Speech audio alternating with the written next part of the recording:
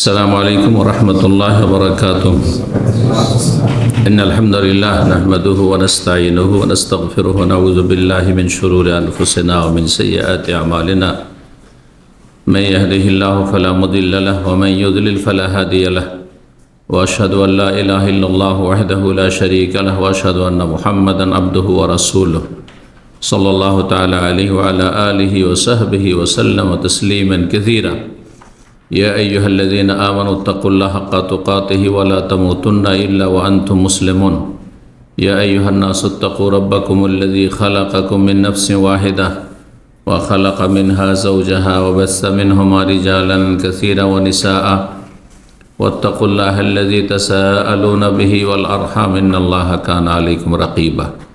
يا أيها الذين آمنوا اتقوا الله وقولوا قولا سديدا يصلح لكم أعمالكم ويغفر لكم ذنوبكم ومن يطع الله ورسوله فقد فاز فوزا عظيما. أما بعد فإن خير الحديث كتاب الله وخير الهدي هدي محمد صلى الله عليه وسلم وشر الأمور محدثاتها وكل محدثة بدعة وكل بدعة ضلالة وكل ضلالة في النار.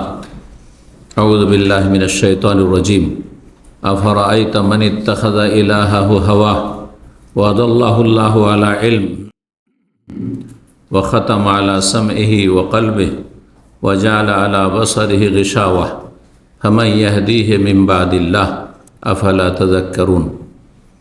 সম্মানিত ভাতৃমণ্ডলী, আল্লাহ রাব্বুল আলামিনের প্রশংসা এবং প্রিয় নবী সাল্লাল্লাহু আলাইহি সাল্লামের উপর অসংখ্য সালাত ও সালামের পর আজ বৃহস্পতিবার 24শে শাবান 1447 হিজরি মোতাবেক 12 ফেব্রুয়ারি 2026 আমাদের ধারাবাহিক সাপ্তাহিক বিষয়ভিত্তিক আলোচনা। আজকে আমরা রমজানের কাছাকাছি পৌঁছে গেছি, আর মাত্র এক সপ্তাহেরও কম সময় রয়েছে, বরং বলা যেতে পারে 5 দিন। মঙ্গলবারই হয়তো আপনারা তারাবির সালাত আদায় করবেন এই সময়, আর তারপরে বুধবারে প্রথম রমজান হওয়ার সম্ভাবনা রয়েছে। আর যদি তা না হয় তো বৃহস্পতিবারে তো অবশ্যই এইবারে প্রথম একটি সিয়াম আপনাদের ইনশাআল্লাহ হয়ে যাবে। আল্লাহ রাব্বুল আলামিনের কাছে দোয়া করি, আল্লাহ আমাদের আপনাদের সকল ভাই বোনদের, বিশেষ করে যারা আল্লাহর দ্বীনকে ভালোবাসেন, আল্লাহকে ভালোবাসেন, আল্লাহ রসুল সাল্লাল্লাহু আলাইহি ওয়াসাল্লামকে ভালোবাসেন, ভালো কাজকে ভালোবাসেন, ফরজ অজেব আদায়ের চেষ্টা করেন, হারাম নাজায়েজ থেকে বেঁচে থাকার চেষ্টা করেন, তাদেরকে আল্লাহ নেক হায়াত দান করুন এবং সহি সালামত ঈমানের সাথে সুস্থতার সাথে রমজান মাসে আখিরাতের জন্য বেশি বেশি সম্বল গ্রহণের তৌফিক দান করুন।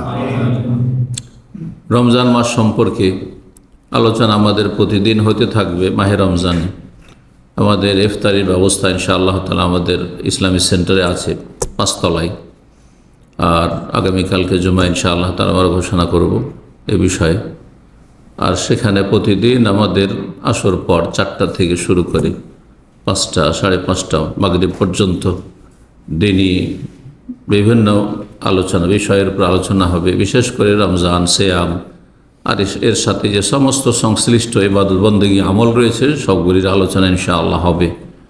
আর তার সাথে যদি সম্ভব হয় তো ইনশাআল্লাহ তাআলা আমাদের ধারাবাহিক সহিহুল বুখারীর আলোচনা হবে। আল্লাহ যেন তৌফিক দান করেন, কবুল করেন। এই জন্য আজকে রমজান সিয়াম সম্পর্কে আলোচনা করছি না। রমজান সিয়াম সম্পর্কে আমাদের বিগত বছরগুলিতে অনেক আলোচনা আছে, আল্লাহ তাআলা যেন কবুল করেন।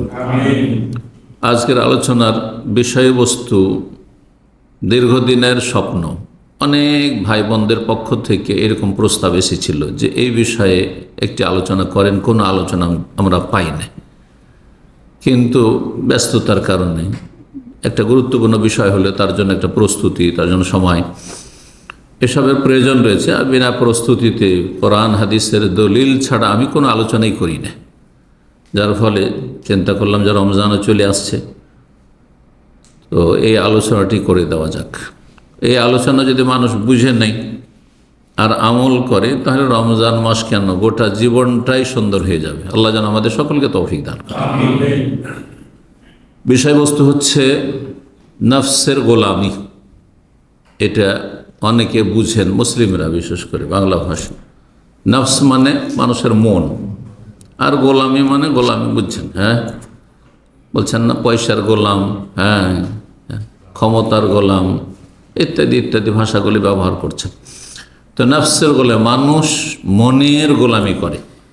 এ মনের গোলামির অপকারিতা বা ক্ষতিকর দিকগুলি, ধ্বংসাত্মক দিকগুলি, এ মনের গোলামি থেকেই মানুষ বিভিন্ন অন্যায় অপরাধে জড়িয়ে যায়। এটি কি অন্য ভাষায় এই বিষয়বস্তুকে খুব সুন্দর বাংলা ভাষা বলতে পারে কুপ্রবৃত্তির অনুসরণ, কোরআন ভাষায় ইত্তেবাউল হাওয়া, কুপ্রবৃত্তির, মানুষের খারাপ মন মানসিকতা, কুপ্রবৃত্তি, এর অনুসরণ করা।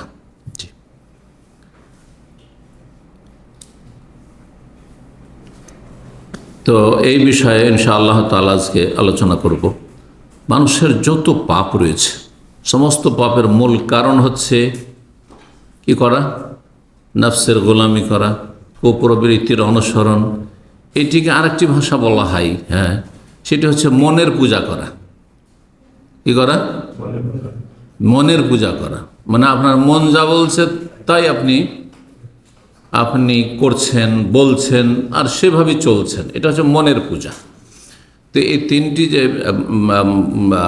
বাক্য বললাম, যে কোনো একটি আজকের বিষয়বস্তু বলতে পারেন। নফসের গোলামি বলেন, অথবা কুপ্রবৃত্তির অনুসরণ বলেন, অথবা মনের পূজা বলেন। আল্লাহ রাব্বুল আলামিন কিসের অনুসরণ করতে বলেছেন? এটি কি বললাম? কুপ্রবৃত্তির অনুসরণ, তাই না? এটি আল্লাহ রাব্বুল আলামিন নিষেধ করেছেন, কারণ এটি মানুষের জীবনকে ধ্বংস করে দেয়। পক্ষান্তরে রব্বুল আলামিন অনুসরণ করতে বলেছেন, কিন্তু কিসের অনুসরণ করতে বলেছেন যদি জিজ্ঞাসা করা হয়? কার অনুসরণ বা কোন বস্তুর, কোন বিষয়ের অনুসরণ করতে বলেছেন, তাহলে কি বলবেন?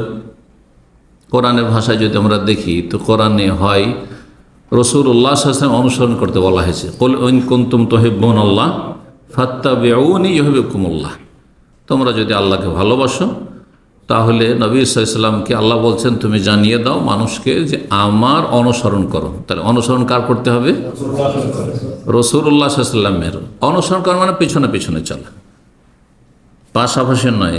যে আপনি আপনার রাস্তায় চলেন, আমি আমার রাস্তায়, পাশাপাশি যে চলে সে কিন্তু পাশের লোককে ফলো করে না, কিন্তু যে পেছনে পেছনে জাস্ট থাকে সে ফলো করে।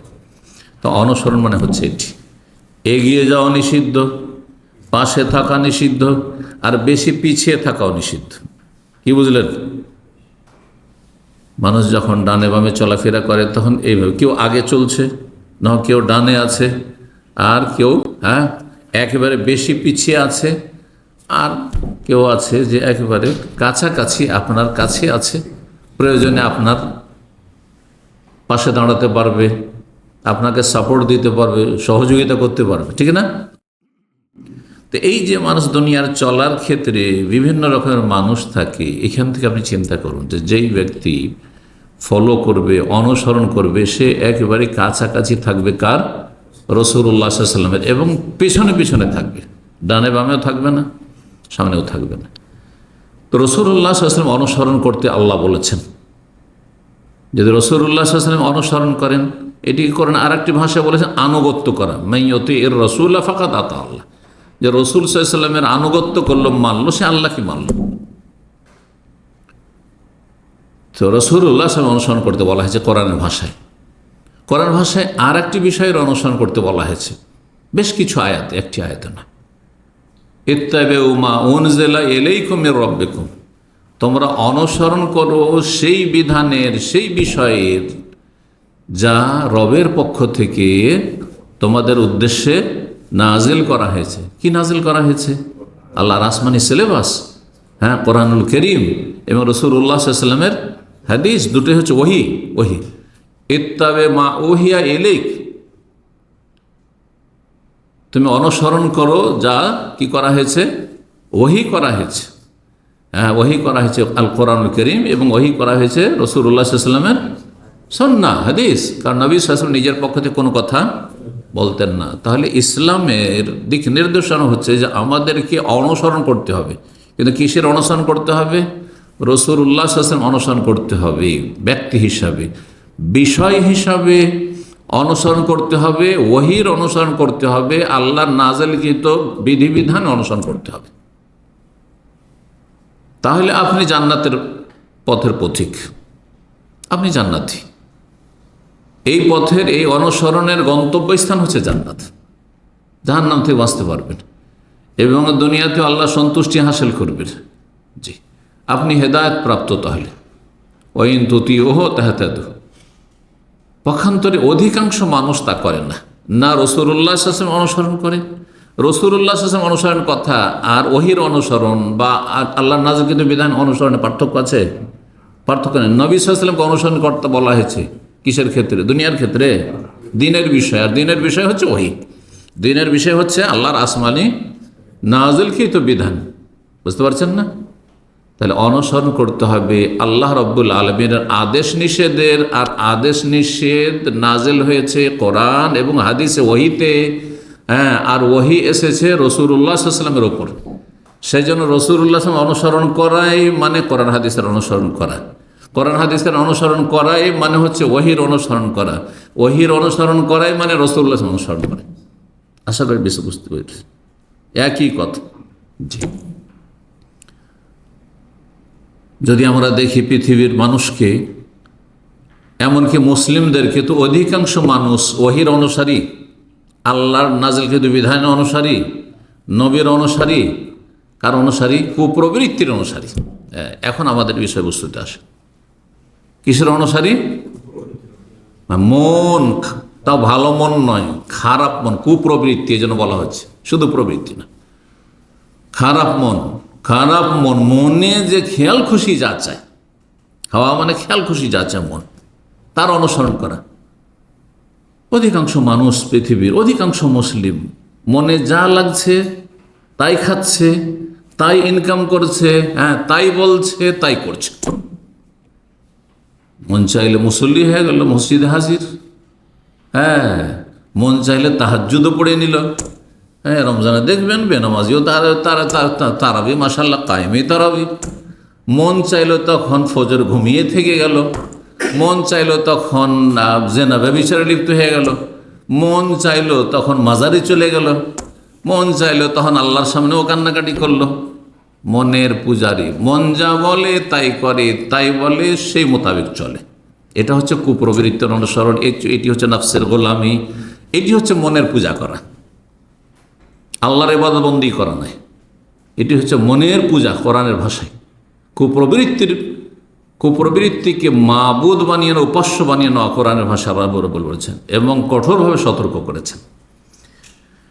এখন আসি আমরা আমাদের আলোচনায়। কোরআনে কারীমের সূরা জাসিয়ার আয়াত নম্বর 23 প্রথম আমি পাঠ করেছি, তার সংক্ষিপ্ত তরজমা এবং তাফসীর আপনাদেরকে বলি। রব্বুল আলামিন কোরআনের অনেক আয়াতে বিভিন্নভাবে মুমিনদেরকে সতর্ক করেছেন কুপ্রবৃত্তির মনের পূজা থেকে। সমস্ত মানব জাতিকে সতর্ক সাবধান করেছেন, এমনকি আম্বিয়া রসুলগণকে সতর্ক সাবধান করেছেন, এমনকি মুহাম্মদ রাসূলুল্লাহ সাল্লাল্লাহু আলাইহি ওয়াসাল্লাম সাইয়্যিদুল মুরসালিন খাতামুন, সবচেয়ে শ্রেষ্ঠ মানুষকে আল্লাহ সতর্ক সাবধান করেছেন যে তুমি কুপ্রবৃত্তির অনুসরণ করবে না। হ্যাঁ, মনের কামনা বাসনা পূরণ করবে না, যা ইচ্ছা তাই বলবে, যা ইচ্ছা তাই করবে, এমনটা করা চলবে না। রব্বুল আলামিন ইরশাদ করেছেন, আফারাআইতা মান ইত্তাখাযা ইলাহাহু হাওয়া। আচ্ছা বলো তো এমন ব্যক্তি সম্পর্কে যে তার এলাহ বানিয়ে ফেলেছে হাওয়াহু, তার কুপ্রবৃত্তিকে, তার মনকে এলাহ, মাবুদ, উপাস্য বানিয়ে ফেলেছে, মানে মনের পূজারি হয়ে গেছে, মনের পূজারি হয়ে গেছে, প্রবৃত্তির অনুসারী হয়ে গেছে। মানিত্তাখাযা, এখানে ইত্তাখাযা আল্লাহ বলেছে, সে গ্রহণ করে নিয়েছে, মেনে নিয়েছে তার কুপ্রবৃত্তিকে কি হিসাবে? তার উপাস্য হিসাবে, মাবুদ হিসাবে। তার আল্লাহ মাবুদ থাকেনি। হ্যাঁ, আল্লাহর আদেশ নিষেধ আমার জীবনে প্রতিফলিত হবে। আমার কাজ হচ্ছে আল্লাহ এবং তার রাসূলের আদেশ নিষেধের বাস্তবায়ন করা। হ্যাঁ, এই আকীদায় বিশ্বাসী নয়, এই কথাই এই মূলনীতিতে বিশ্বাসী নয়, বরং মনের কি করে, মনকে নিজের মাবুদ উপাস্য বানিয়ে ফেলেছে।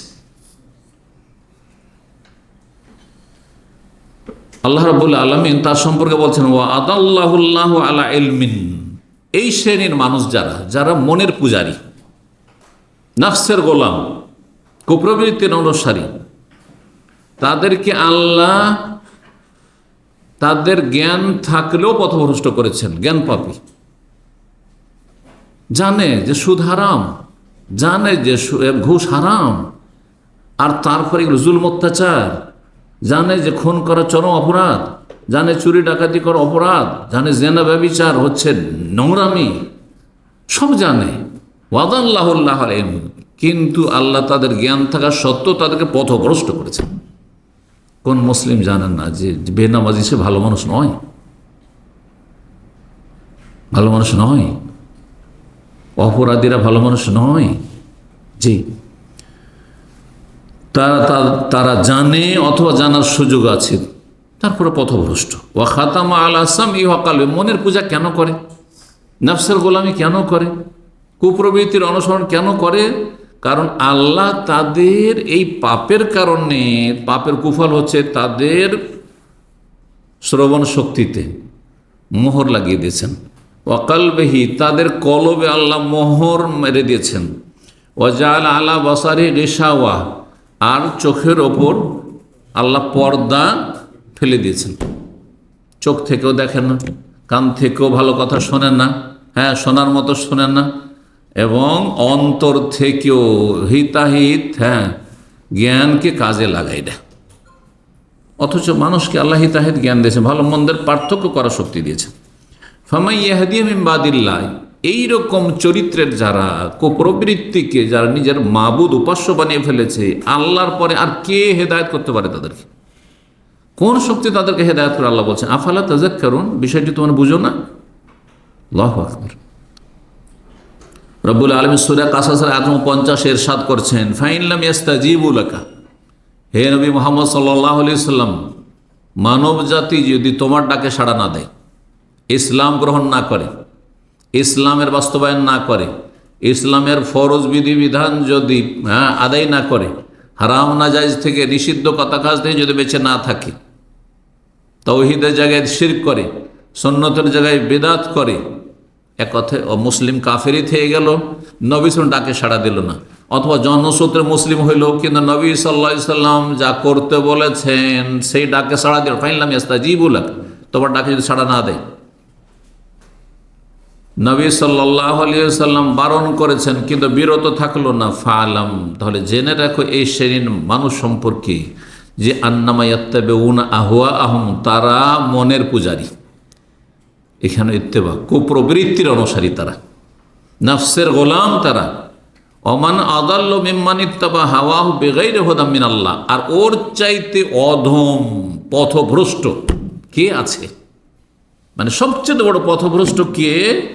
মিম্মান ইত্তাবা হাওয়াহু, যে নিজের কুপ্রবৃত্তির অনুসরণ করলো, যে মনের পূজা করলো, নফসের গোলামি করলো, বেগাইরে হুদাম মিনাল্লাহ, আল্লাহর কোনো দিক নির্দেশনার তোয়াক্কা করলো না, পরোয়া করলো না।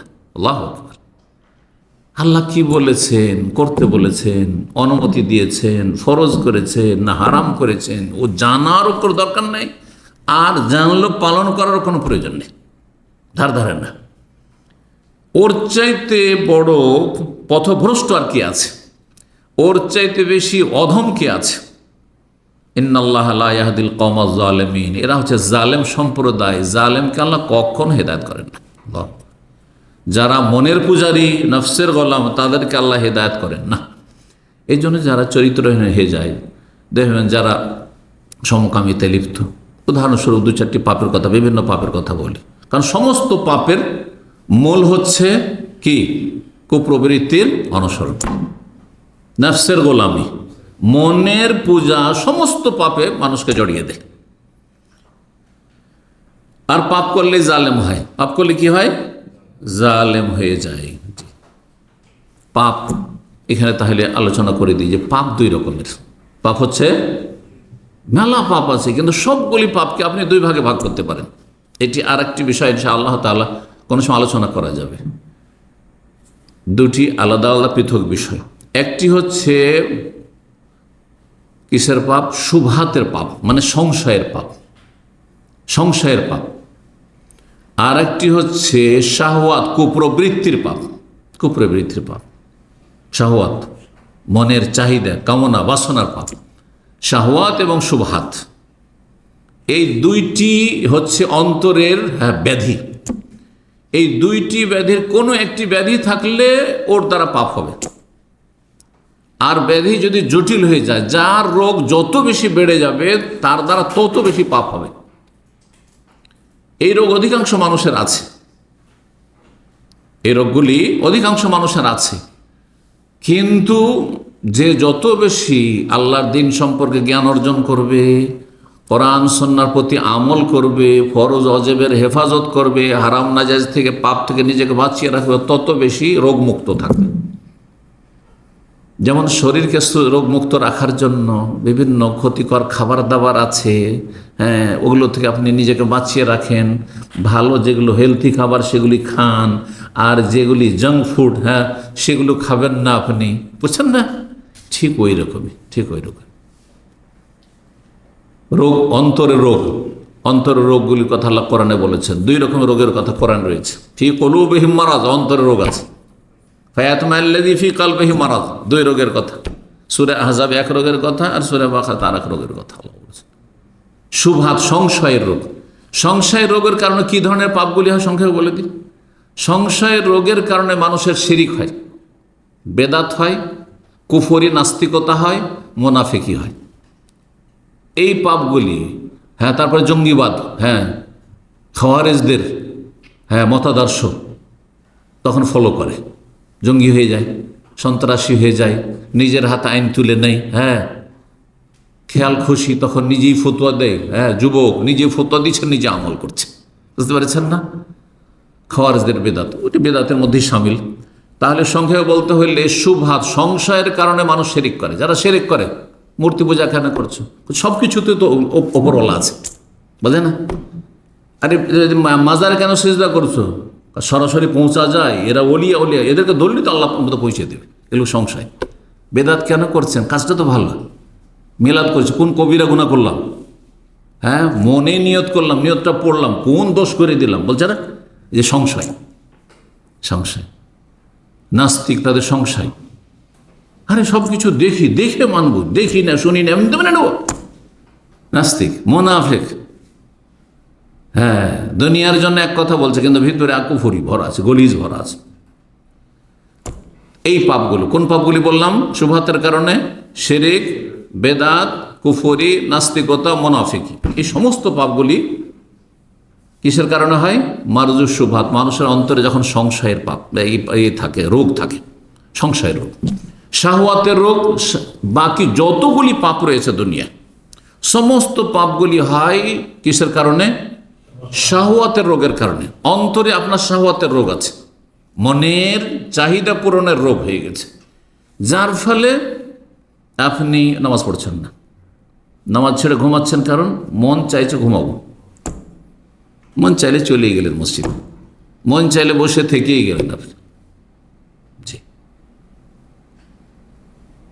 যে খুন করছে কিসের জন্য? শাহওয়াত, নিজের স্বার্থ পুরা করার জন্য। মন চাইছে যে একে রাখলে আমার স্বার্থে ব্যাঘাত ঘটছে, একে সরিয়ে ফেলি।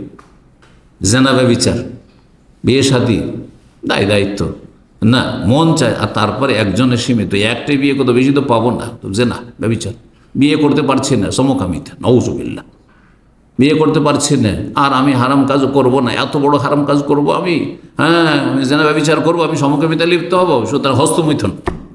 সবগুলো কিসের পাপ? শাহওয়াত, মনের কামনা বাসনা পূরণ করা। বিদেশে আছি, প্রবাসে আছি, স্ত্রী নাই কাছে, যুবক মানুষ, বিয়ে করতে পারি না, তো একটু পর্নোগ্রাফি দেখলাম, ব্লু ফিল্ম দেখলাম, হ্যাঁ, মনে একটা তৃপ্তি হইল। এগুলো কিসের কারণে? মারজুস শাহওয়াত, কুপ্রবৃত্তির, শাহওয়াতের রোগ। অন্তরে শাহওয়াতের রোগ আছে। যত পাপ রয়েছে, যত পাপ রয়েছে, তার মূল কারণ দুটো রোগ: শুবহাত, সংশয়ের রোগ, না হয় শাহওয়াত, কুপ্রবৃত্তির রোগ। আল্লাহ রাব্বুল আলামিন আমাদেরকে শারীরিক, মানসিক আর আপনার ইমানি যত রোগ রয়েছে, হৃদয়ের রোগ, সমস্ত রোগ থেকে আল্লাহ যেন, জাহেরি বাতিরি প্রকাশ্য গোপনীয় সমস্ত রোগ থেকে আল্লাহ যেন মুক্তি দান করেন, হেফাজত করেন এবং সুরক্ষিত রাখেন। আল্লাহ রাব্বুল আলামিন বলছিলাম শুরুতেই যে নবী রসুলকেও সতর্ক সাবধান করেছেন। কত বিষয়টি খুব সিরিয়াস বিষয়, যে নবী রসুলকেও সাবধান করছেন, দেখো নফসের গোলামি করিও না, হ্যাঁ মনের পিছনে ছুটিও না, বরং আল্লাহর বিধানের পিছনে অনুসরণ করো। বলছেন রব্বুল আলামিন দাউদ আলাইহিস সালামকে সম্বোধন করে সূরা সাদের আয়াত 26, ইয়া দাউদ, হে দাউদ, ইন্না জাআলনাকা খলিফাতান ফিল আরদ, তোমাকে আমি দুনিয়াতে খলিফা করেছি। রাষ্ট্রীয় ক্ষমতায় চলে আসলে তখন তো মনে করে সবাই আমার কাছে দুর্বল, আমি যা ইচ্ছা তাই করব, যা ইচ্ছা তাই বলবো, কে আমার সামনে দাঁড়াতে পারে, কাউকে বলে আমার ভয় নেই, কারণ আমার হাতে প্রশাসন আছে, হ্যাঁ আমার হাতে অর্ডার আছে। জি হ্যাঁ, কথা বুঝতে পারছেন না? তখন মানুষ দিশেহারা হয়ে যায়, কি করবে? তো বিভিন্ন পাপে মানুষ জড়িয়ে যায়, কারণ জবাবদেহিতা আর ধরা খেয়ে যাব, অথবা আমার সম্পর্কে এটা হবে সেটা হবে, ওই সবার চিন্তা থাকে না। তো মানুষের যখন শক্তি হয়ে যায়, এই জন্য আল্লাহ সতর্ক সাবধান করেছেন নবী রসুলকে পর্যন্ত, ইন্না জাআলনাকা খলিফাতান ফিল আরদ, তোমাকে নিয়ামত দিয়েছি, তো নিয়ামতের শুকরিয়া আদায় করতে হবে। তোমাকে খলিফা বানিয়েছে পৃথিবীতে, ফাহকুম বাইনান নাস বিল হক, সুতরাং মানুষের মাঝে বিচার ফায়সালা করবে, মানব রচিত বিধান নিয়ে নয়, কাফের ইহুদি নাসে পশ্চিমা আইন দিয়ে নয়, আদালত চলবে না। হ্যাঁ, বিল হককে সত্য সহকারী, হক দ্বারা। জি, ওয়া তাইনা দাউদা জাবুরা, জবুর আসমানি কিতাব দিয়ে তোমাকে বিচার ফায়সালা করতে হবে। ওয়ালা তাত্তাবিল হাওয়া, মনের পূজা করিও না, কুপ্রবৃত্তির অনুসরণ করিও না, নফসের গোলামি করিও না, না হলে কি হবে? ফায়ুদিল্লাকা আন সাবিলিল্লাহ, না হলে এই মনের পূজা তোমাকে আল্লাহর রাস্তা থেকে পথভ্রষ্ট করে দূরে নিয়ে চলে যাবে, তখন জাহান্নামের রাস্তা ধরে নেবে। সুবহানাল্লাহ। মানুষ যখন মনের পূজা করে, নফসের গোলামি করে, তখন জাহান্নামের রাস্তা ধরে না, জান্নাতের রাস্তা হারিয়ে ফেলে।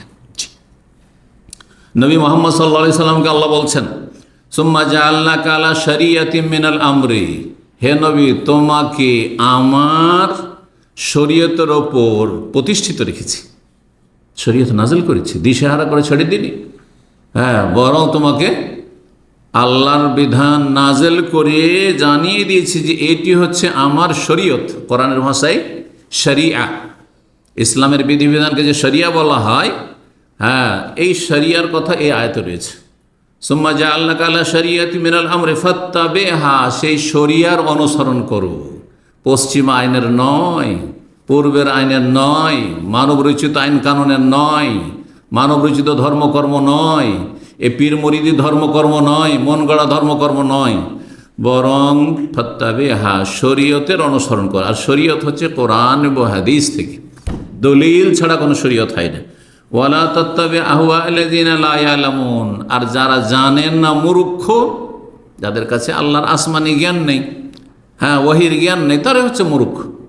হ্যাঁ, তাদের কাছ থেকে আইন নেবেন, তাদের কাছ থেকে আপনি সমস্যার সমাধান নেবেন, রাষ্ট্রীয় সমস্যার সমাধান, নেতৃত্বের সমস্যার সমাধান, এই গণতন্ত্র, সমাজতন্ত্র আর অমুকবাদ তুমুকবাদ, এগুলো না, মোটেই না।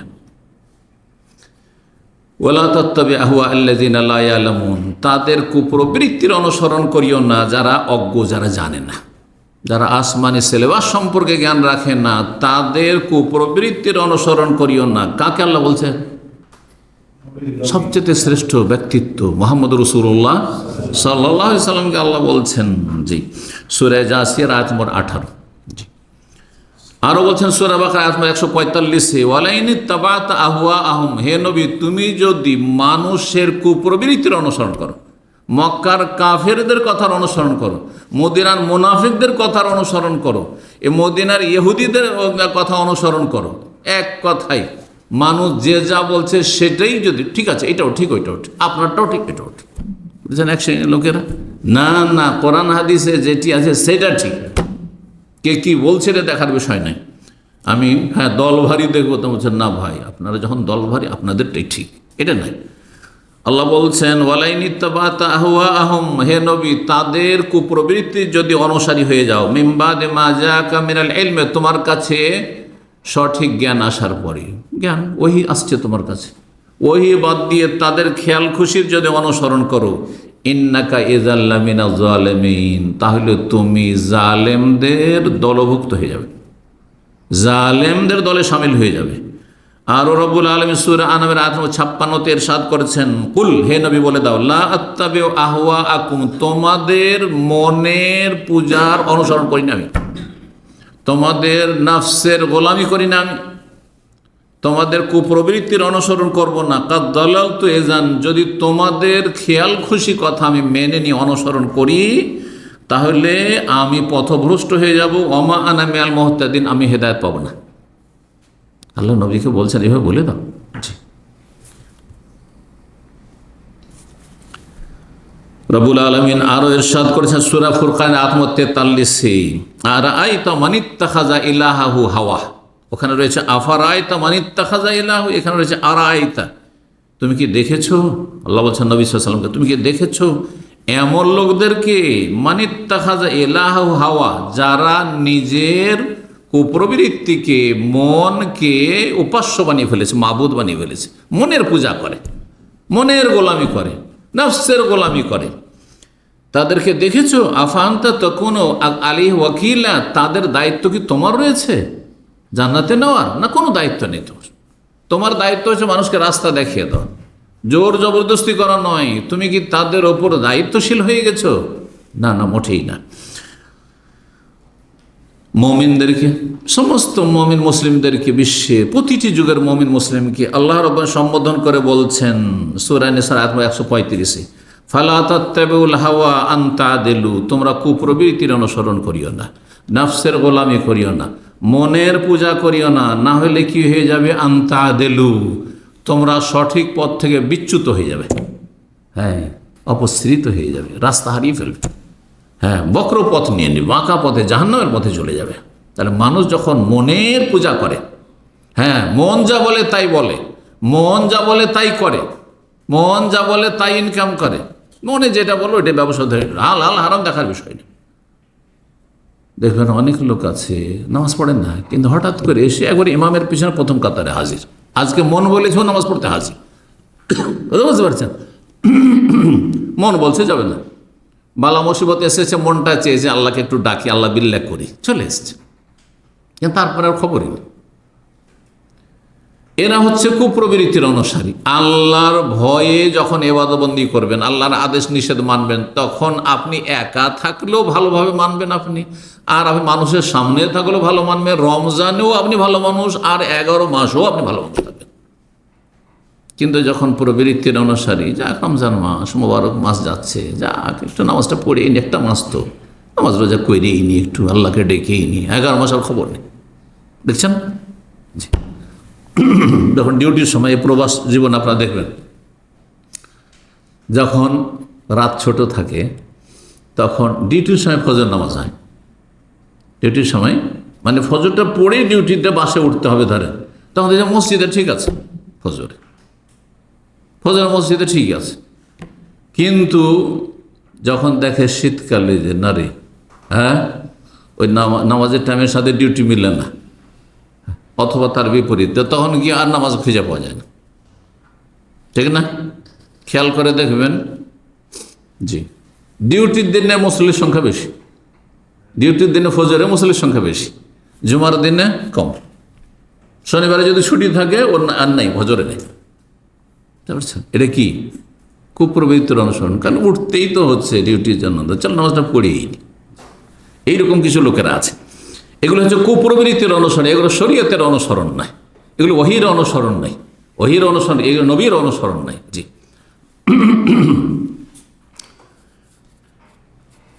সমস্ত মুমিন মুসলিমদেরকে সম্বোধন করে আল্লাহ কি বললেন?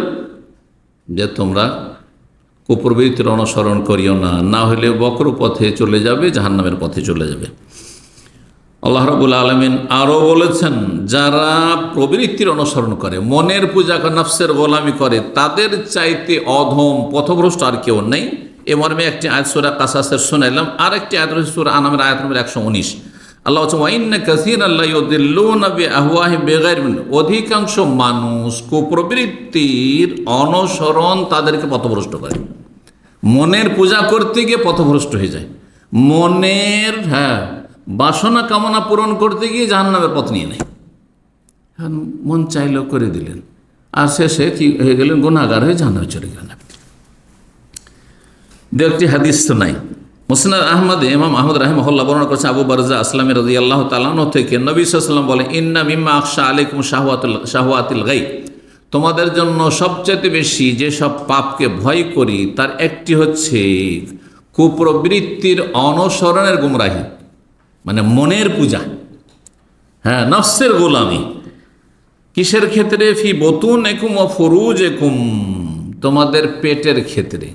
খেতে হবে হালাল আর হারাম, পয়সা হলেই হইল, ইনকাম করতে হবে, ও পয়সা আসলেই হইল,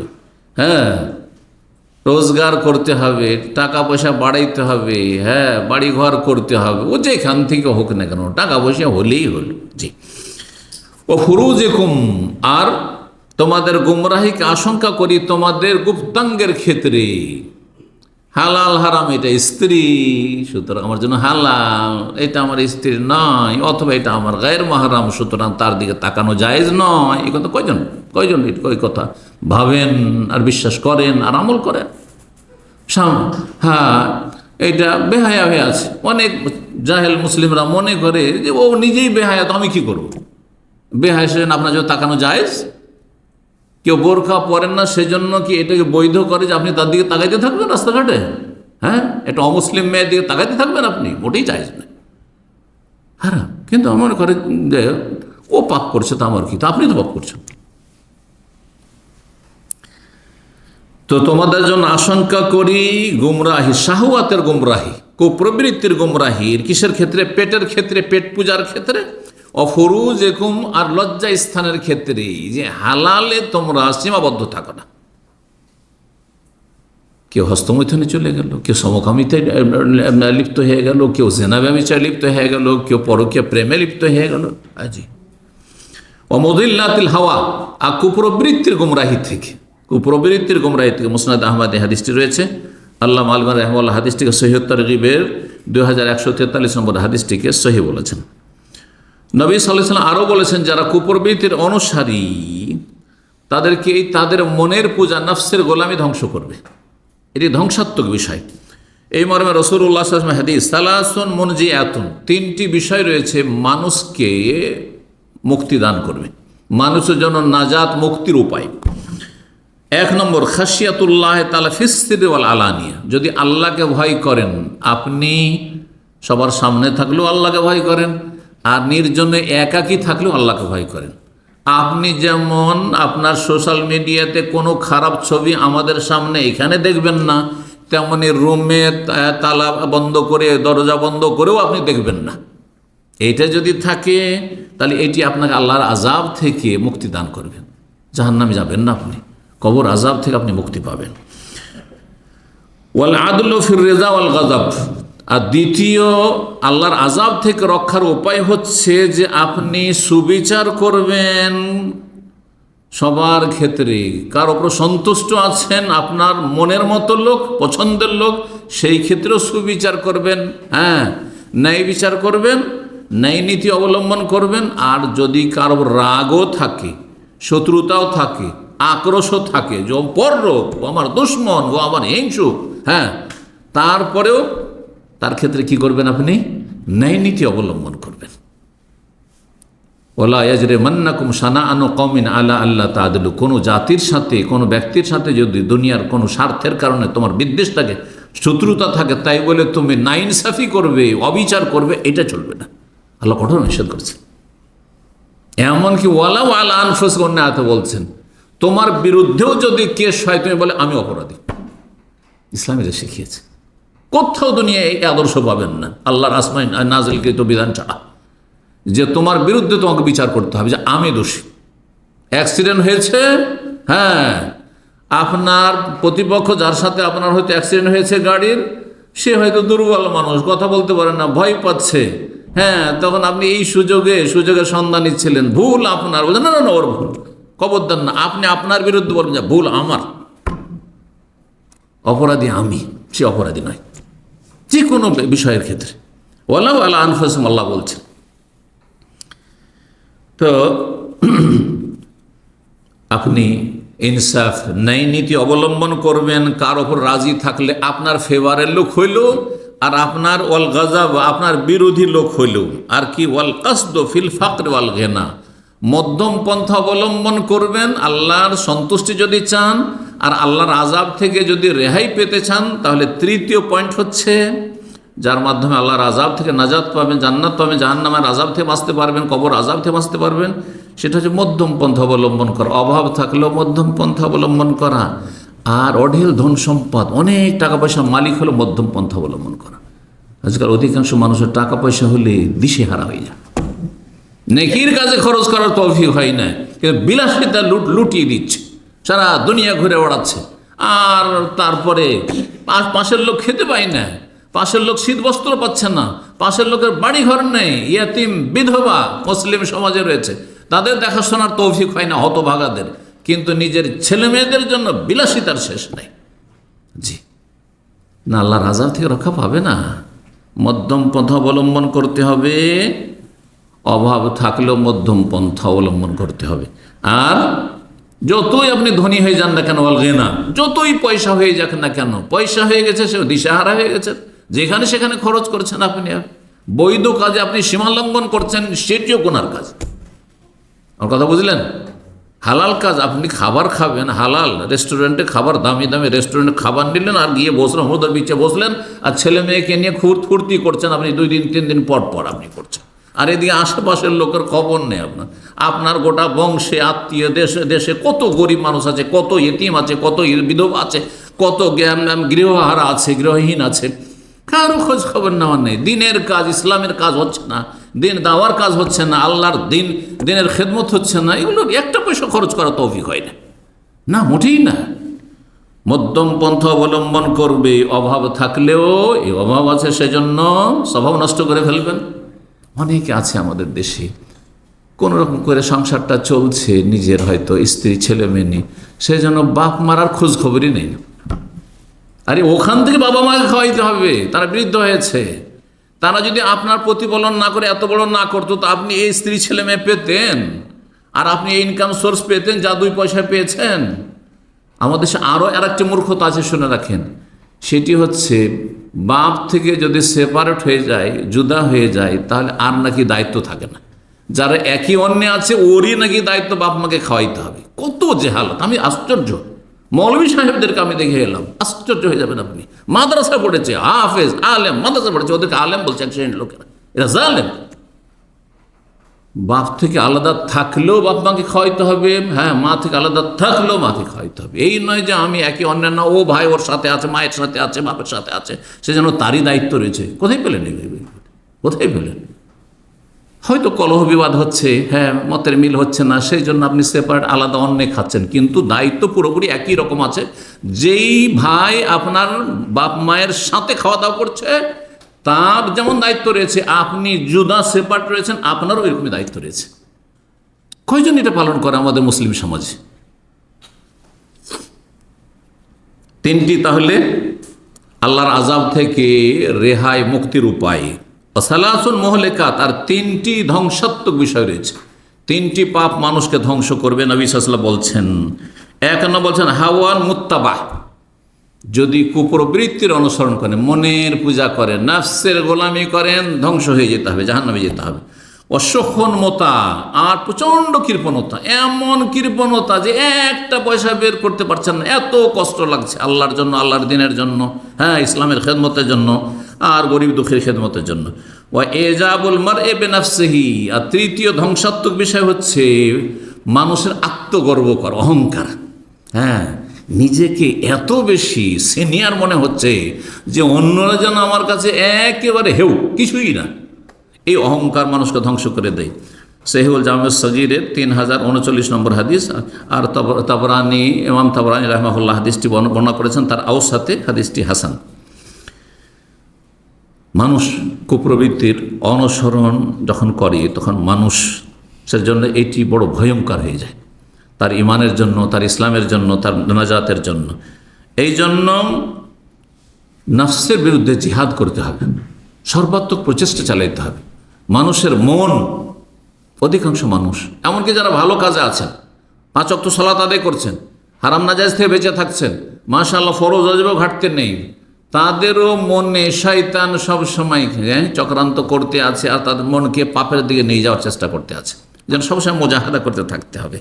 এই জন্য রাসূলুল্লাহ সাল্লাল্লাহু আলাইহি ওয়াসাল্লাম একটি হাদিস রয়েছে যে নফসের বিরুদ্ধে জিহাদ করা, মনের বিরুদ্ধে লড়াই করতে হবে।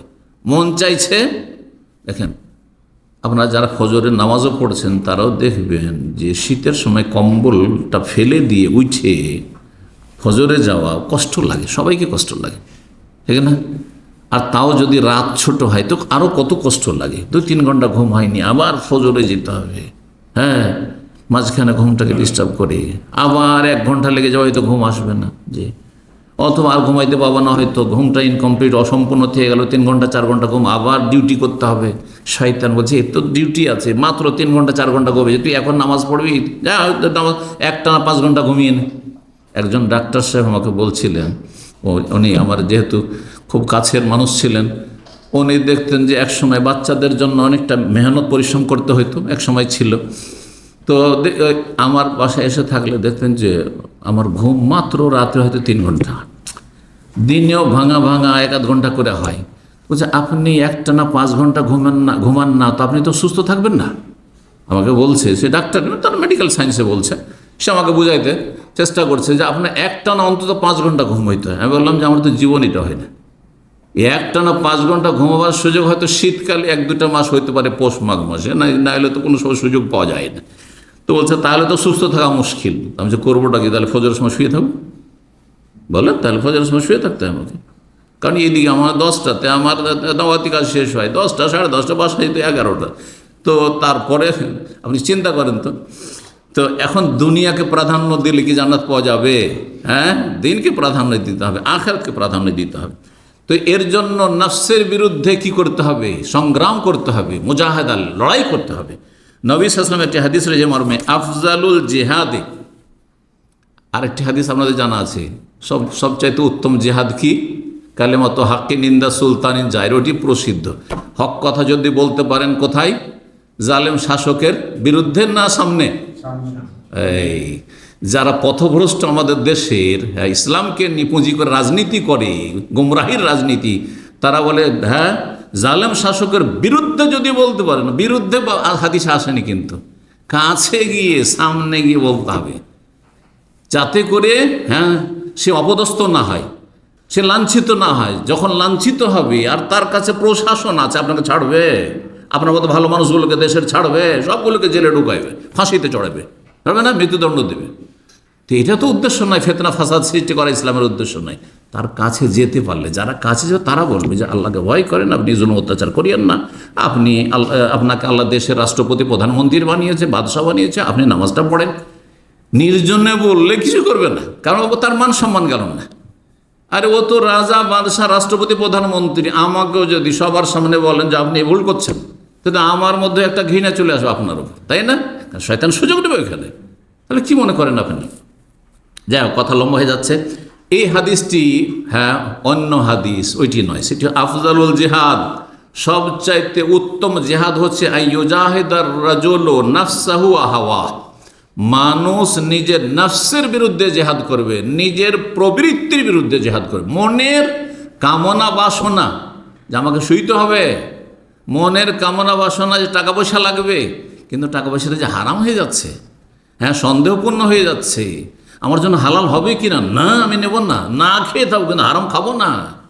হ্যাঁ আমার শরীর আরাম কম পাক, কিন্তু আমার ফজর ঠিক থাক, আমার জান্নাতকে আগে ঠিক রাখতে হবে, তারপরে আমার শরীর সুস্থতা, তারপরে আমার আপনার ঘুম, তারপরে আমার দুনিয়া, ইত্যাদি ইত্যাদি। ইউজাহিদার রাজুলু নাফসাহু ওয়া হাওয়াহু, নিজের নফসের বিরুদ্ধে জিহাদ করতে হবে, আর নিজের প্রবৃত্তি, মনের কামনা বাসনার বিরুদ্ধে জিহাদ করতে হবে। এটি হচ্ছে সবচেয়ে উত্তম জিহাদ। আল্লামা আলবানী রাহিমাহুল্লাহ সহিহুল জামিউস সাগীরের 1099 নম্বর হাদিসটিকে সহি বলেছেন। মনের বিরুদ্ধে জিহাদ করা। কোন মানুষ আছে, আমি তো নিজে মনে করি যখন ঘুম অসম্পূর্ণ থাকে, হ্যাঁ অ্যালার্ম এবার বন্ধ করে দিলাম ধরেন, হ্যাঁ আর তারপরে উঠছি, হ্যাঁ তারপরে আবার, এই জন্য একটি অ্যালার্ম রাখি না আমি। আমাকে কোনো এক ভাই এসে আমার চেয়ে বেশি পরেশগারি দেখাচ্ছে, বলছে শেখ আমার অ্যালার্ম লাগে না। আমি বিনা অ্যালার্মে ফজরে উঠে যাই। তাই আমি বললাম, ভাই আমি 3টে অ্যালার্ম রাখি, আমার ইমান আপনার চেয়ে অনেক দুর্বল, যদি 3টি অ্যালার্ম রাখি। বুঝতে পারছেন না? কারণ আপনার যদি নামাজ ফজর ছুটে যায় তো আপনাকে হয়তো আক্ষেপ লাগবে না, কারণ আমাকে অনেক কষ্ট লাগবে। এই জন্য আমি সতর্ক করি, একটা না 3-3টা দিয়ে রাখি, যে একবার বাই চান্স যদি একবার হাতের নাগালেন একটু দূরে রাখি, যাতে উঠে বসে বন্ধ করতে হয়। আর আপনি এখানে রাখলেন, চোখ বন্ধ করে দিলেন বন্ধ করে, আপনি মনে করছেন যে হ্যাঁ আমি তো খুব ইমানদার, আমার অ্যালার্ম লাগেন এমনিতেই জেগে যাই। হ্যাঁ, এগুলো শয়তানের ধোকা। 2-1 দিন উঠতে পারলেন আর তারপরে সব মিস। মাসে হিসাব করে দেন কয়দিন ফজরে জামাতে হাজির হচ্ছে না, জি, আর কতটা স্বতঃস্ফূর্তভাবে হাজির হচ্ছেন। ঘুম ঘুম ভাব নিয়ে নামাজ পড়বেন তো কি হবে? কথা বুঝতে পেরেছেন? জি, আল্লাহ বুঝার তৌফিক দান করেন। সালাফে সালেহিন রাহিমাহুমুল্লাহ, তারা এই কুপ্রবৃত্তির অনুসরণ, মনের পূজা, নফসের গোলামি থেকে সতর্ক সাবধান করেছেন। এই মর্মে সালাফদের সাহাবাই কেরাম, তাবেইন, তাবা তাবেইন, আইম্মাই কেরাম, মুহাদ্দিসিন, তাদের অনেক উক্তি রয়েছে। 2-4টি উক্তি আপনাদেরকে শোনাই। আলী রাদিয়াল্লাহু তাআলা আনহু থেকে বর্ণিত, তিনি বলেন, ইন্না আখওয়াফা মা আখাফ আল ইসনাতান, আমি সবচেয়ে বেশি ভয় পাই 2টি বিষয়কে।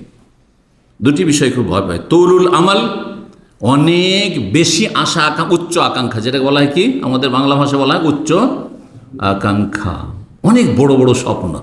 সৌদি আরবে এসেছেন, এখন আর আপনার 10-20 হাজার 50,000 রিয়ালের স্বপ্ন না, এখন স্বপ্ন যে বাড়ি ছিল গ্রামে, আমি এখন ঢাকায় বা রাজশাহীতে বাড়ি করব, আর তারপরে শুধু বাড়ির একটা টাওয়ার তৈরি করব, এখান থেকে স্বপ্নের সিঁড়ি, সব কিছুই হয়নি, কিন্তু স্বপ্নে একটা টাওয়ার তৈরি করব, কয়তলা? 20 তলা 50 তলা, আর তারপরে সেটাতে এই করব সেই করব, আর তারপরে এই করো সেই করো। যখন করতে পারছে না তখন এই করছে, সমিতি তৈরি করছে আমাদের ভাইরা অনেক, যে একাই তো করতে পারছে না, চল সমিতি, সমিতির নামে টাকা পয়সা কালেকশনের কতকে যে মেরে নিয়ে উদা হয়ে যাচ্ছে, আল্লাহ হেফাজত করুক। আমি এমনও লোকদেরকে জানি যারা সমিতি করে টাকা অন্যের নিয়ে নিজের নামে করে নিয়ে এখন কিস্তিতে টাকা পরিশোধ করছে, কারণ একটু ধার্মিক। হ্যাঁ, আমি বলছি না যে বেমানি পুরো করে নেবে, কিন্তু এখন কিস্তিতে, ঠিক আছে আস্তে আস্তে দিচ্ছি, একে এ বছরে দিল, এ মাসে দিল, আর কাউকে এই দিল, আর এই আস্তে ধীরে দিচ্ছি, কিন্তু ও নিজের টাওয়ার তৈরি করে নিয়েছে সমিতির টাকা দিয়ে। ওখানে অনেকে কিন্তু সমিতি করছেন। কার কাছে টাকা আমানত আছে এটা দেখিন ভালো করে, কে আপনার এই প্রজেক্টের দায়িত্ব নিয়ে মুখ্য দায়িত্ব পালন করছে, কার কাছে ক্যাশগুলি আছে আমানত, এইটাও চিন্তা করিয়েন। কথা বোঝা গেছে না? জি। তো সালাফে সালেহিনদের মধ্যে আলী রাদিয়াল্লাহু তাআলা আনহু, প্রখ্যাত সাহাবী, খলিফা রাশিদ, তিনি বলছেন, আমি 2টো জিনিসকে খুব ভয় পাই। একটি হচ্ছে উচ্চ আকাঙ্ক্ষা, এই করব সেই করব, হ্যাঁ, আর বড় বড় কোম্পানির মালিক হব। এখন সৌদি আরব আসার পরে কিছু টাকা পয়সা হয়েছে, আপনি একজন হাউস ড্রাইভার অথবা একজন আমেল, কিন্তু স্বপ্ন দেখছেন ইনভেস্টর হব।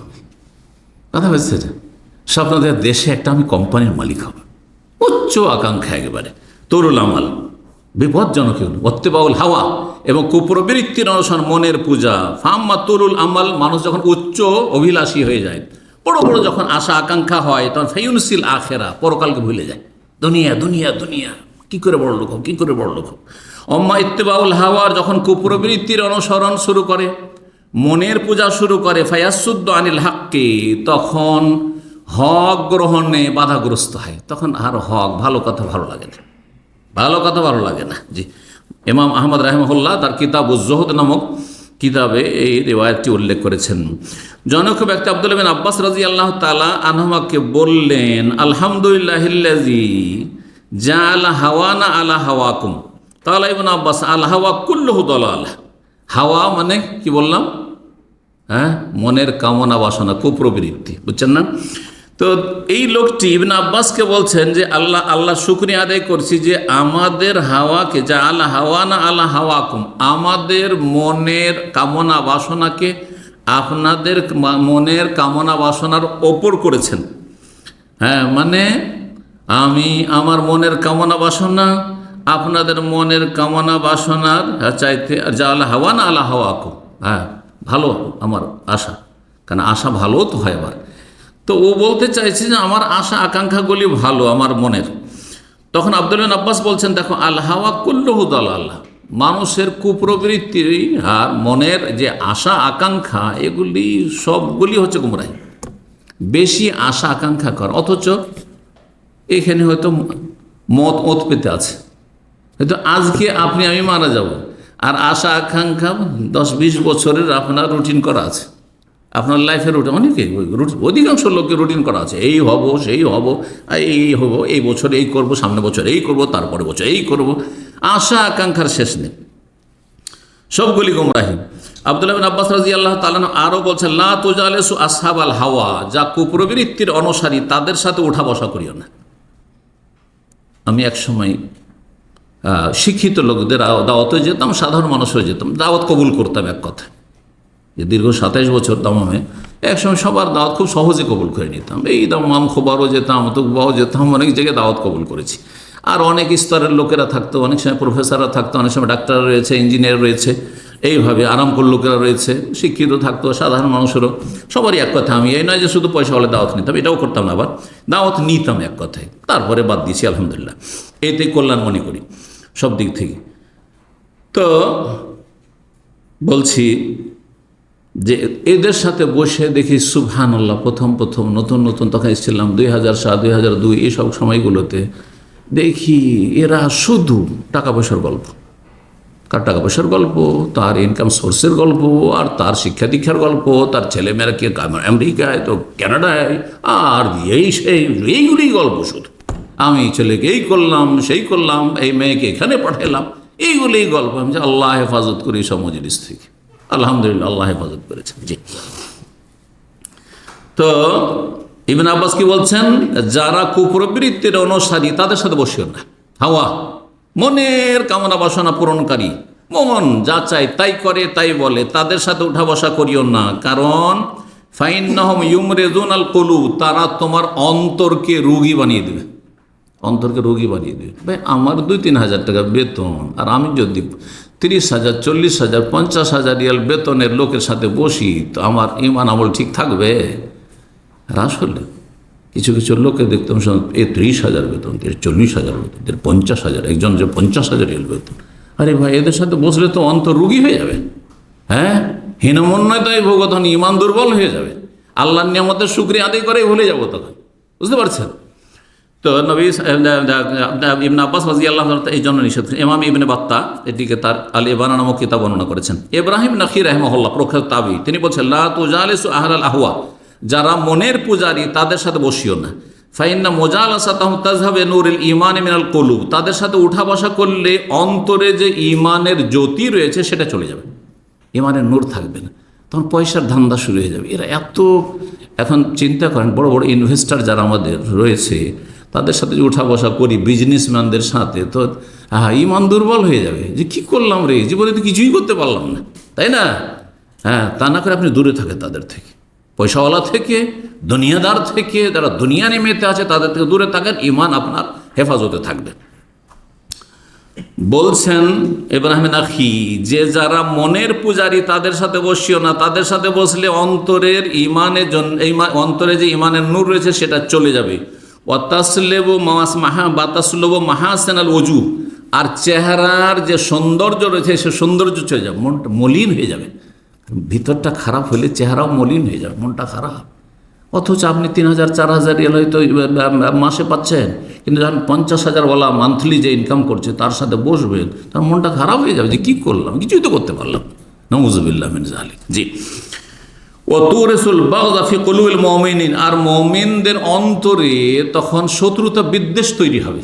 জি, যখন দেখবেন যে এক শ্রেণীর লোকেরা আপার ক্লাস, একবারে তাদের পয়সা কোথায় রাখবে জায়গা খুঁজে পাই না, আর আপনি কোনো রকম করে সংসার চালাতে হিমশিম খাচ্ছেন, ঘৃণা হবে না, শত্রুতা হবে না? ওই জন্য ওদের থেকে দূরেই থাকেন, ওদের থেকে দূরেই থাকেন। জি। মানুষ যখন মনের পূজারী হয়ে যায়, নফসের গোলাম হয়ে যায়, তার মানে তার অন্তর খারাপ হয়ে গেছে। কেন নফসের গোলাম? মনের কেন পূজা করছে, খেয়াল খুশি কেন চলাফেরা করছে? বলছে ওয়াহুয়া দালিলুন আলা ফাসাদিল কলব, অন্তর তার খারাপ হয়ে গেছে, রোগাক্রান্ত হয়ে গেছে, নফস তার নোংরা হয়ে গেছে, কলুষিত হয়ে গেছে, এবং এতে তার মধ্যে হিংসা, তার মধ্যে সীমালঙ্ঘন, জুলম অত্যাচার। মানুষ জুলম অত্যাচার কখন করে? যখন দেখে যে আমার কিছু করতে পারবে না, আমি যা ইচ্ছা তাই করব। আল্লাহ রাব্বুল আলামিন তাদের সম্পর্কে বলেছেন যে এদেরকে আল্লাহ অন্তর দিয়েছেন, এদেরকে আল্লাহ চোখ দিয়েছেন, এদেরকে আল্লাহ কান দিয়েছেন, কিন্তু এরা এগুলো দিয়ে উপকৃত হয় না। আর এদেরকে দিয়ে আল্লাহ জাহান্নাম ভর্তি করে। সূরা আরাফের আয়াত 179 আল্লাহ ইরশাদ করে, ওয়ালাকাদ যারানা লিজাহান্নামা কাসীরাম মিনাল জিন লাহুম কুলুবুন লা ইয়াফকাহুনা বিহা ওয়া লাহুম আ'য়ুনুন লা ইবসিরুনা বিহা ওয়া লাহুম আযানুন লা ইয়াসমাউনা বিহা উলাইকা কাল আনামি বাল হুম আদাল। আল্লাহ বলছেন আমি বহু জিন এবং ইনসান দিয়ে জাহান্নামে ভর্তি করব। কেন? লাহুম কুলুব, তাদের হিতাহিত জ্ঞান ছিল কিন্তু তা দিয়ে বুঝতো না, কাজে লাগাইতো না। ওয়ালাহুম আয়ন, চোখ ছিল কিন্তু দেখার মতো দেখতো না, ভালো মন্দের পার্থক্য করে দেখতো না, পাপ আর নেকি, এটা জায়েজ এটা না জায়েজ এসব ছিল না। ওয়ালাহুম আযানুন, কান ছিল, লা ইয়াসমাউনা বিহা, কিন্তু ভালো কথা শুনতো না, শোনার মতো শুনতো না। উলাইকা কাল আনাম, এরা গবাদি পশুর মতো, চতুষ্পদ জন্তুর মতো। বাল হুম আযাল, তার চাইতে বেশি অধম নিকৃষ্ট। আল্লাহ উলাইকাল গাফিল, এরা হচ্ছে গাফিল, আর গাফিলদের জন্য জাহান্নাম আল্লাহ বলেছেন কোরআনে সূরা ইউনূসে। আমি 9টি পয়েন্ট অলরেডি বলে ফেলেছি, 10 নম্বর পয়েন্ট বলবো, আর সেটি দিয়ে ইনশাআল্লাহ তাআলা শেষ করবো। সেটা হচ্ছে মনের পূজা করা, কুপ্রবৃত্তির অনুসরণ। কুপ্রবৃত্তির অনুসরণ একই স্তরের না, বিভিন্ন স্তরে রয়েছে। ওই স্তরগুলি হচ্ছে আমার শেষ পয়েন্ট। কিছু কিছু কুপ্রবৃত্তির অনুসরণ বা নাফসের গোলামি বা সহজ ভাষায় মনের পূজা হচ্ছে বড় শিরিক, বড় কুফরি, যা ইসলাম থেকে খারিজ করে দেয়। মুসলিম আর মুসলিম থাকে না তখন। মনের পূজা করতে গিয়ে, নফসের গোলামি করতে গিয়ে তখন আর আপনার ইসলাম টিকে থাকে না, আপনার ইমান থাকে না, ইমান ইসলাম হারিয়ে ফেলে, কাফের মুশরিক হয়ে যায়। বিভিন্ন স্তর রয়েছে, কিছু আছে বড় শিরিক, কিছু আছে ছোট শিরিক, কিছু নফসের গোলামি, মনের পূজা হচ্ছে কবিরা গুনাহ, কিছু হচ্ছে সাগীরা গুনাহ। এইরকম এই মর্মে রাসূলুল্লাহ সাল্লাল্লাহু আলাইহি ওয়াসাল্লাম বলেছেন, সহিহ বুখারী 2887 নম্বর হাদিস, তাইসা আব্দুদ দিনার ওয়াদ দিরহাম, যে টাকা পয়সার গোলাম। আব্দ মানে কি? আব্দ মানে দাস, গোলাম। আর দিনার দিরহাম মানে রৌপ্য মুদ্রা, স্বর্ণ মুদ্রা। দিনার হচ্ছে স্বর্ণ মুদ্রা, হ্যাঁ, তখন স্বর্ণের টাকা ছিল আর চাঁদিরও টাকা ছিল। এক কথায় টাকা পয়সার গোলাম, পয়সার গোলাম যেটাকে আমরা আজকালকার ভাষায় বলি, তাদের সর্বনাশ হোক। ওয়াল কাতিফাতে, যারা চাদরের গোলাম, ওয়াল খামিসাতে, যারা কম্বলের গোলাম, মানে দুনিয়ার গোলাম যারা, এক কথায় এরা যারা দুনিয়ার গোলাম, তার স্বার্থপর হয়ে থাকে। এন ওতিয়া রাজিয়া, ওকে দেন খুব খুশি, দেন খুশি। যারা ধার কর্জা না অভ্যাস আছে, ধার দিলে খুবই খুশি, না দিলে অসন্তুষ্ট। আমাদের কিছু ট্যাক্সি চালক ভাইরা ছিল এক সময়, যে আশেপাশে থাকতো, তো ওরা বলতো যে সাথী সঙ্গী কিছু এমন আছে, আশ্চর্য হবেন, প্রতি মাসে ধার চাইবে, প্রতি মাসে ধার চাইবে, বড় কিছু করার জন্য। দেশে বড় কিছু করছে, ধার কর্জা নিয়ে করবে আর আস্তে ধীরে ওইটাকে শোধ করবে। প্রতি মাসে ধার চাইবে, ধার দিলেই খুশি, আর যদি ধার না দিতাম তো কয়েকদিন কথা বলতো না, কয়েকদিন ধরে কথাবার্তা বন্ধ। এই যে হাদিস, এই হাদিসটা বোঝার জন্য ওই ঘটনাটি আমার কাজ দিয়েছে, বুঝতে পারছেন না? টাকা পয়সা আপনার কাছে ধার চাইলাম, যে 5,000 রিয়াল দেন, তো জানি যে আপনার কাছে 5,000 রিয়াল দিলেন না, মনটা খারাপ, আর আপনার সাথে কোনো যোগাযোগই নেই, বুঝতে পারছেন না? এন ওতিয়া, দিলে রাজি, রাজিয়া, ওয়াইল না দিলে লামিয়া রাজা, অন্য রেবাতে সাখেতা, তাহলে অসন্তুষ্ট, মন খারাপ।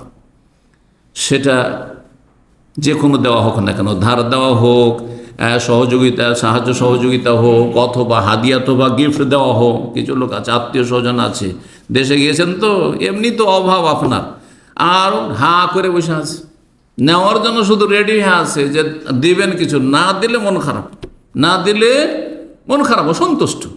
এই কথা চিন্তা করবেন না যে এই লোক যে 2 বছর পরিবার ছেড়ে থাকলো, স্ত্রী ছেলে মেয়ে নিয়ে ছেড়ে থাকছে, কত কষ্ট করছে, এইসব আপনার বেদনা, আপনার ব্যথা একটু তাদের অনুভূতি নেই যে কত কষ্ট করে রুজি রোজগার করছেন আপনি। আর এখানে কি যে পরিশ্রম করতে হচ্ছে, মেশিনের মতো কাজ করতে হচ্ছে, এসব পরোয়াই করে না। দিতে পারলে খুশি, না দিলে না খুশি। এরা হচ্ছে পয়সার গোলাম। জি, তো এখন বলি যে কখন বড় কুফরি হবে? কি?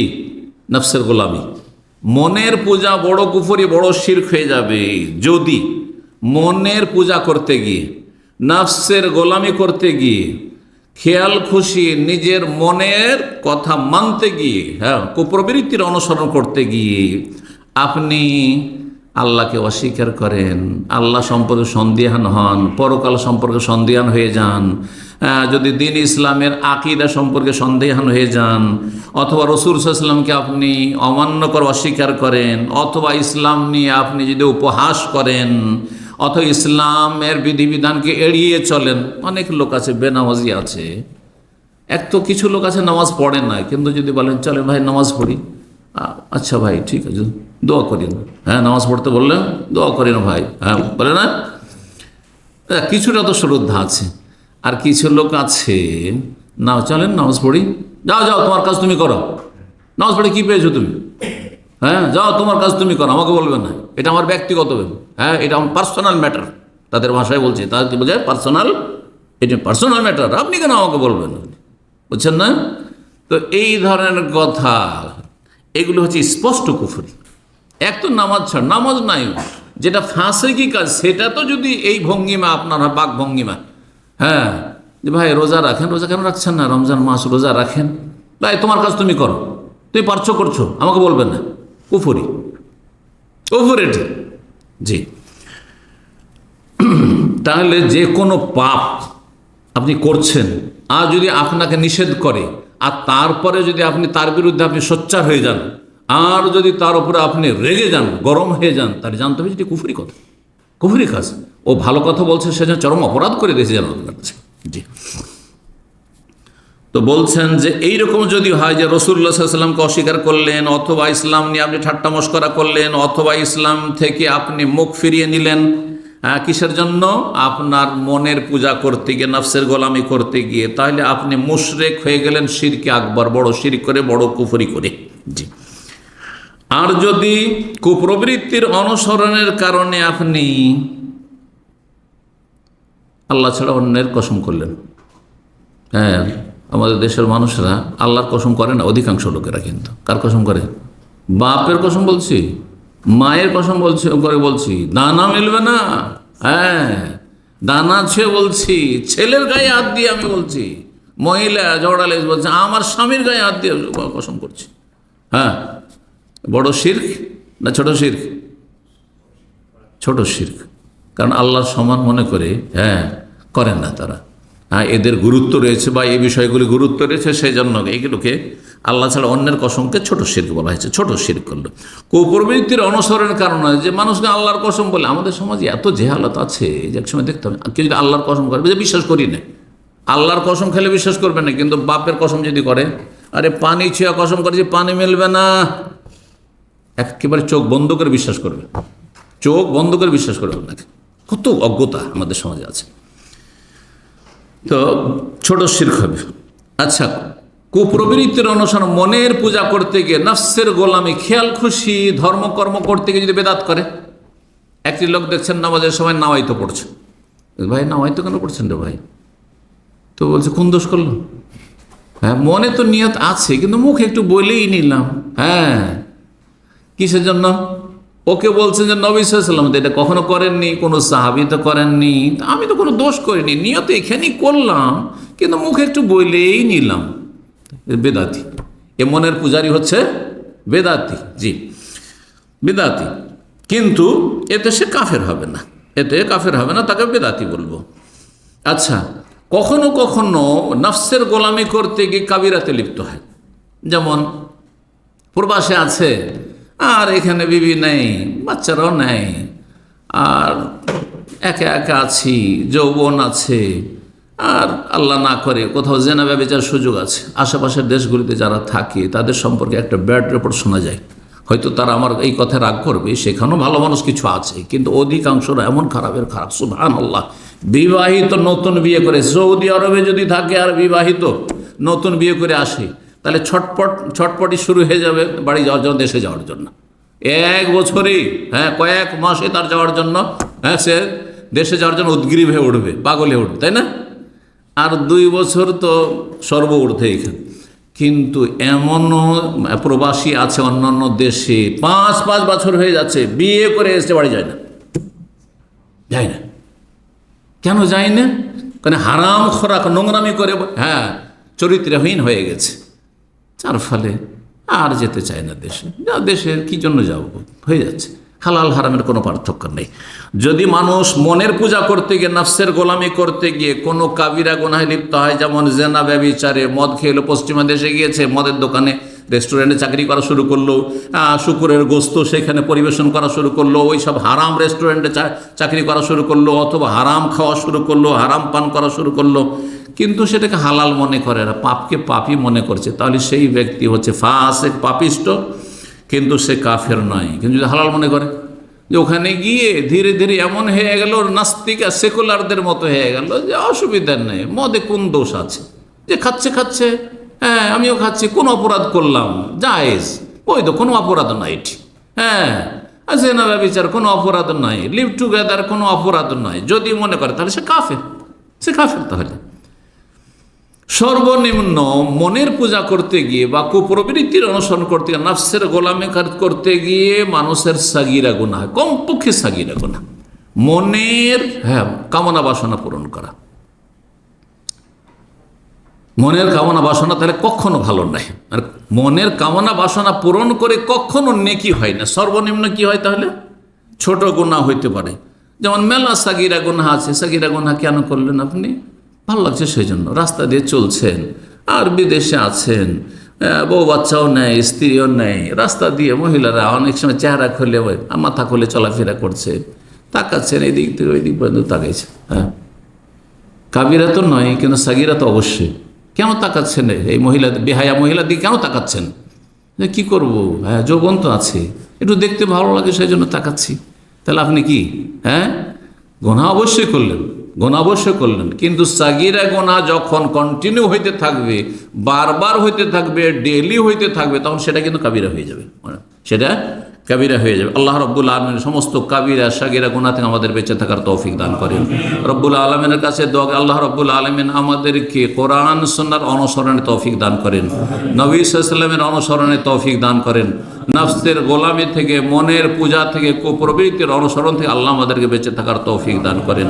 রব্বানা আতিনা ফিদ দুনিয়া হাসানা ওয়া ফিল আখিরাতি হাসানা ওয়া কিনা আযাবান নার। ربنا هب لنا من أزواجنا وذرياتنا قرة أعين واجعلنا للمتقين إماما. سبحان ربك رب العزة عما يصفون وسلام على المرسلين والحمد لله رب العالمين.